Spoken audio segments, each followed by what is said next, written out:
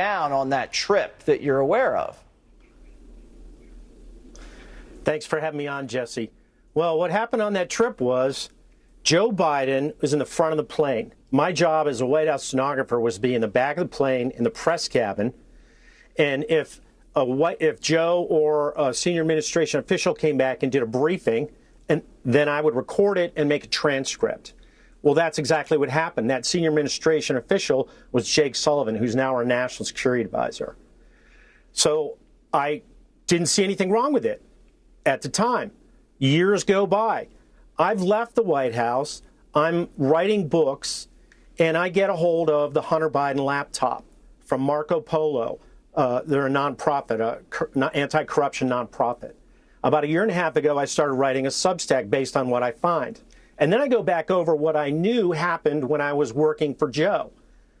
I found the transcript that I wrote about that briefing. That's when Jake Sullivan starts talking about fracking. And because of what I'd read in the laptop and reported in my Substack previously, I'm like, wait a minute. Joe Biden knew Hunter Biden was already on the board on April 18th. Joe Biden knew. He directed Sullivan to go back and talk to the press. This is a conspiracy. This is a crime. This is public corruption. That's what the FBI is supposed to investigate. So I wrote a Substack about it in November. Nothing happened. I went to the FBI and filled out their witness tip line. There's a website. You fill out all these tips, these web directions. I submitted it. If you lie to the FBI when you're submitting a tip like that, you can go to jail. I'm not lying. I'm telling the truth.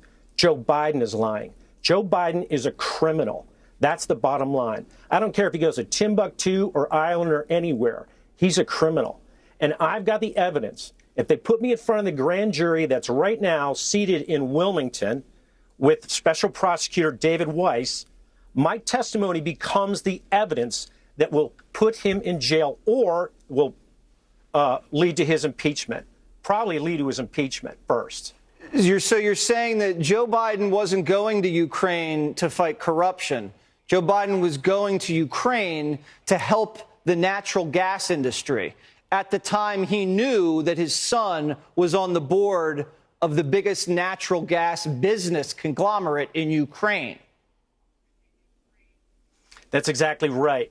You know, Hunter Biden signed up for this trip. He signed up to be on Burisma on April 18th, 2014.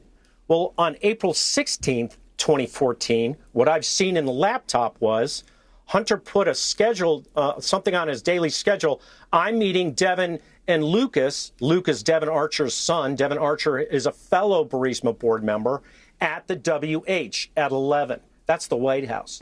There's photos of Devin Archer and his son Lucas in the White House. The cover story was, oh, it's a book report for my son. He's being nice with Joe Biden. That's not what it was. This was a planning meeting for them to start their kickback scheme with Burisma. And there was a lot more planning that went on ahead of it.